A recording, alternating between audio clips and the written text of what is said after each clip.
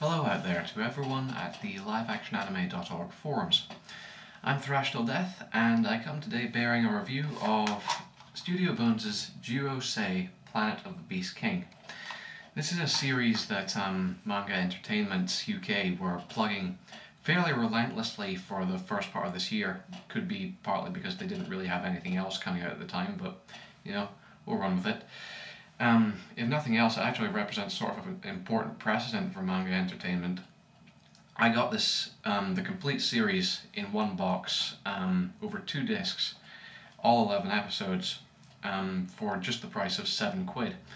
So, if nothing else, it does sort of indicate that manga entertainment have finally had a crisis of conscience and are finally starting to retail anime at prices that you don't need to go into debt in order to afford. So, anyway, the story.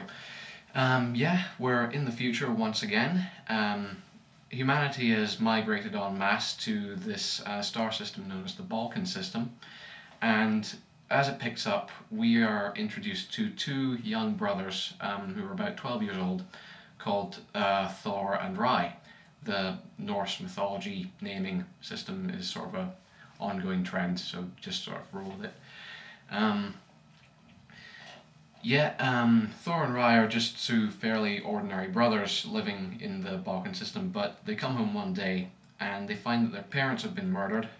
Before they can even ask, what the fuck, their home is invaded once again. They get knocked out by sleeping gas, and when they wake up, they're on a shuttle down to the penal colony of the planet Chimera, which is a planet that's exclusively set aside for dangerous criminals. Where they're basically abandoned there and left to survive on their own terms, and all of the plants and wildlife on Chimera are sentient and are basically trying to kill you. So it's not a particularly nice holiday destination. As it transpires, once Thor and Rai get to hiking, looking for water and survival, it quickly becomes apparent that Thor is competent and Rai is not. And as a result, Thor survives and Rai gets eaten. And that basically sets up the premise for the series that Thor gets involved with all the various tribal systems on Chimera and sets out to go through a series of sort of tribal power plays and machinations to obtain the role of the Beast King, who's basically just the sort of tribal overlord of the planet as designated by the powers on high, who gets the privilege of getting off the planet, which he wants to do obviously in order to discover who killed his parents and who framed him into ending up on Chimera. So basically it's sort of a hybrid of Nausicaa Valley of the Wind and Escape from New York. If that sounds like fun to you, then yeah, you probably get a kick out of this. Jyu-Oh-Sei is kind of a remarkable series in a way because it's a lot better than it really seems like it has any right to be. It's a very tightly plotted show, for one thing. It's got pretty much no extraneous episodes or extraneous plot lines. Every character is fairly well introduced, well handled. The interrelationships and the intrigue of the tribal system is all handled very well. The world's fairly well constructed. The animation's lovely. It's done by Studio Bones, who obviously are probably among my favourite studios between their production of Raz-Ephon and Sword of the Stranger, both of which are incredible, not least for their animation. And Jyu-Oh-Sei holds up to their high standards. It's very fluently edited. There's not too much dwelling on the sort of still compositions and stuff like that that haunts a lot of anime. I mean, speed lines and still compositions are there, but they're fairly understated and tastefully used. The action sequences in particular are very well choreographed. The dialogue is also worthy of mention. I don't know whether it's the translation or the original script in Japanese, but it does seem to have a much more easily flowing, fluent ring to it than a lot of anime does, where It's not as stilted or as awkward as some other series that I've seen. So it is a lot easier on the ears, even if you're listening to the subtitle track. Yeah.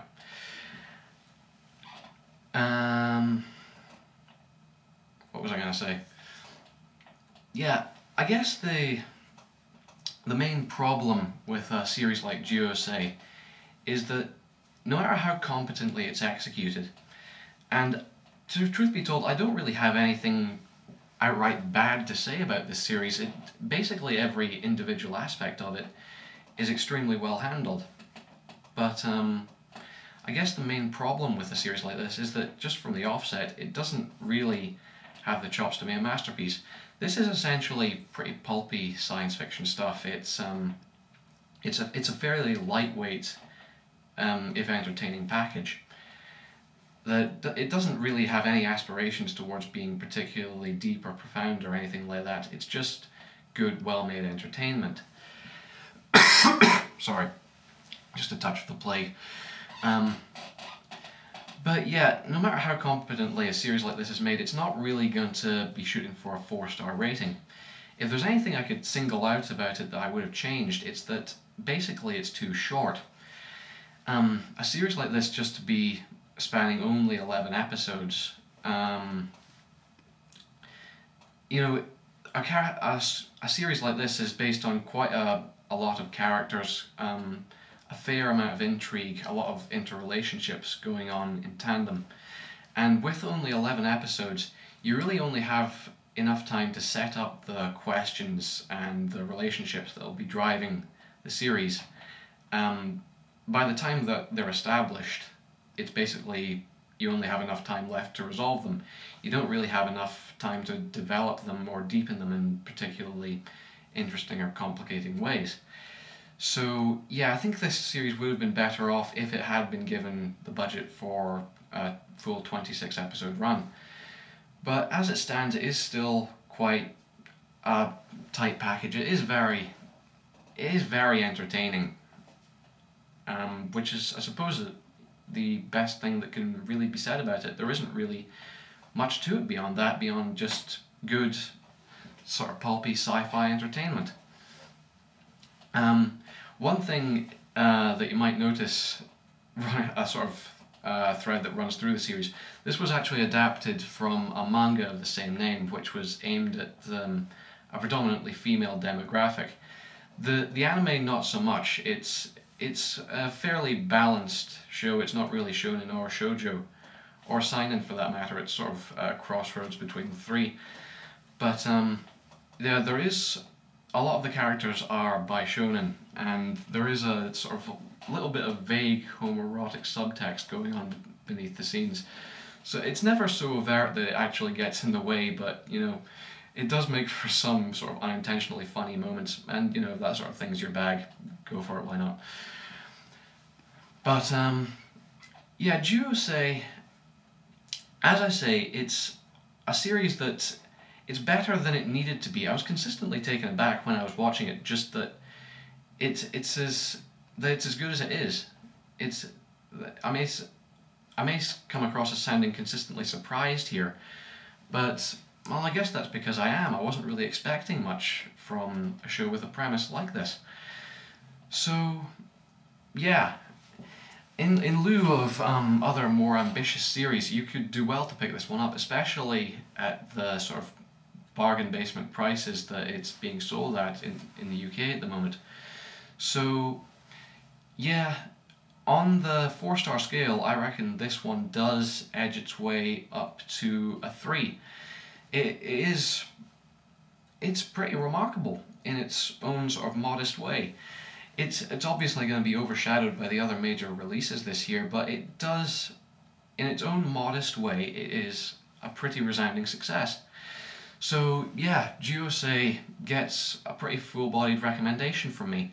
It's a lot better than I would have imagined it would be. So yeah, that's all I have to say about it. I should be back soon. Look for my review of Ghost in the Shell 2.0. I'm going to have quite a bit more to say about that. So, For now, I am Thrash Till Death, and see you next time. Goodbye.